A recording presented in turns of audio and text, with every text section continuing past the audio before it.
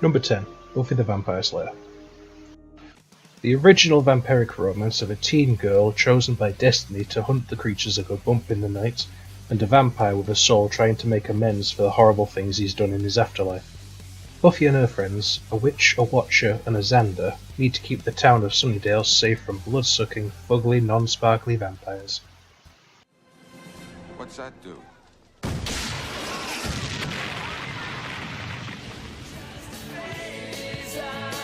Number 9. Big Wolf on Campus.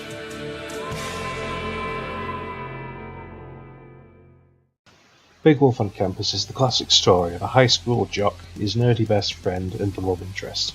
Except the jock is a werewolf. The town of Pleasantville tends to attract the more unusual of the supernatural. Things along the lines of spider cults, witch doctor school nurses, zombie pro wrestlers, and imaginary friends. Now leave Merton alone, or I'll kick your butt back to Hades. T. Hey, T. Oh, man. Right. I always get those two mixed up.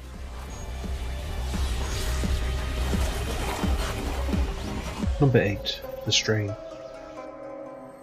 When New York City is under threat from an ancient vampire race known as the Strigoi, it's up to a CDC doctor, an exterminator, a computer hacker, and a Holocaust survivor turned vampire hunter to battle the forces of the Strigoi hive mind known as the Master, a vampire Nazi officer, and a dying business CEO with promises of immortality and near-endless resources. The name of all that is holy!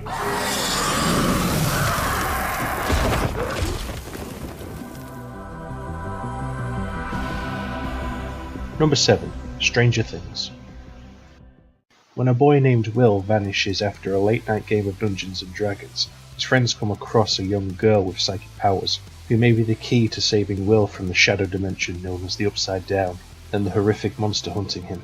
But opposing them is a secret government organisation trying to cover up all the odd goings-on in the town, and are willing to silence any witnesses. The Demogorgon! We're in deep shit. Number 6. Z Nation. Like all zombie-based movies and shows, Z Nation takes place in the post-apocalyptic zombie-infested world, where the main goal is to kill zombies and stay alive. When talking about Z Nation, I feel obligated to compare it to The Walking Dead, and put simply, Z Nation is better. The characters are more interesting and likeable, like Warren, the badass leader with some anger issues. Who's next? 10K, the sharpshooter who's pledged to kill 10,000 zombies. 1093. Now. 94. And Doc, the lovable hippie with a sunny disposition. You're really starting to marsh my mellow. The zombies themselves have a variety of different features, such as the electric, the glowing radioactive, the cannabis zombie, and the Amish. Amish zombies. Really? Really? With the mission to transport a possible cure across the country, they're willing to fight the odds to save the world. Everybody sit quietly. If I die because you farted, I am taking you with me. Number 5. Ash vs. Evil Dead. Continuing the story of Ash Williams from the cult classic Evil Dead movies, the Necronomicon has awoken demons from the underworld, and equipped with his chainsaw, his boomstick, a new crew, and a sturdy girdle, Ash has to work through the sins of the past to save the present, revealing the dark history of Ash and the origins of the Book of the Dead. Fans of the dark humour of the original trilogy will enjoy the continuation of the saga.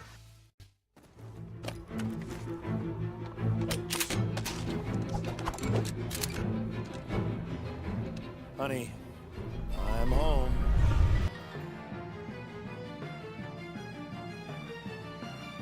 Number 4. Stand Against Evil.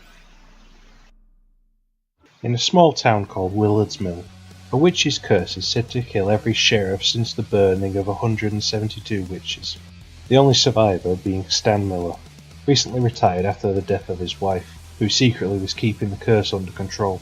Now with a new sheriff in town, she's going to need help from an experienced and skilled officer of the law, but lacking that, Stan will reluctantly help with his moody attitude and slow-witted daughter.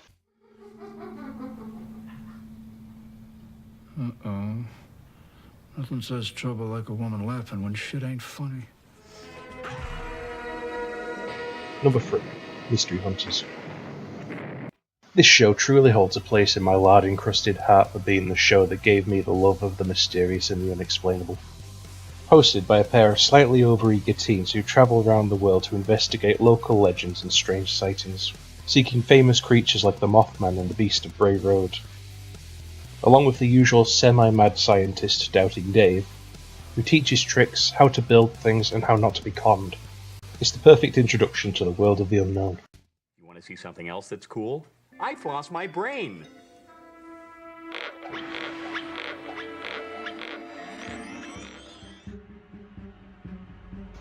Number 2. Grimm. Taking place in the city of Portland, where keeping it weird is the norm, a police detective develops a family power known as the Grimm, the ability to see people for what they really are. Vesson, animal people described in folklore and fairy tale, such as the 3 little pigs, dragons and big bad wolves. A Grimm's job is to kill Vesson, but as an officer he chooses to find other ways. Coming to an end after 6 seasons, the plot's sturdy, the characters are likeable, and the special effects are... yeah, they're alright, and still having a good series finale. Grimm comes highly recommended as a good binge watch. Okay, then tonight, in the backyard, you were marking your territory. I wasn't pissing on my fence for kicks. Number 1. Supernatural.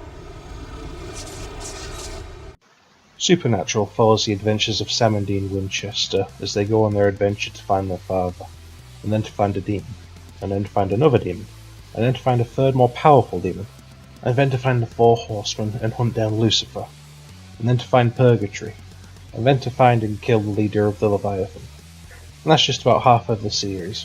At the point of making this list, the current episode count is 273, and with the average episode length being around 40 minutes, if you do plan on binge watching Supernatural, you should make sure to contact your loved ones so they don't report you as legally dead. Supernatural was originally going to be my number 2 for this list, because I kept thinking to myself that it's a good show, but it doesn't seem to end. But when I was looking for clips, it made me look back through the series. The happy parts, the sad parts, the amazing parts, and the depressing parts. Supernatural has probably had the biggest impact on people when it comes to the, well, supernatural. And when it does eventually come to an end, it's going to be remembered as one of the greats. And that's why it has to be the number 1 best show about the supernatural and paranormal.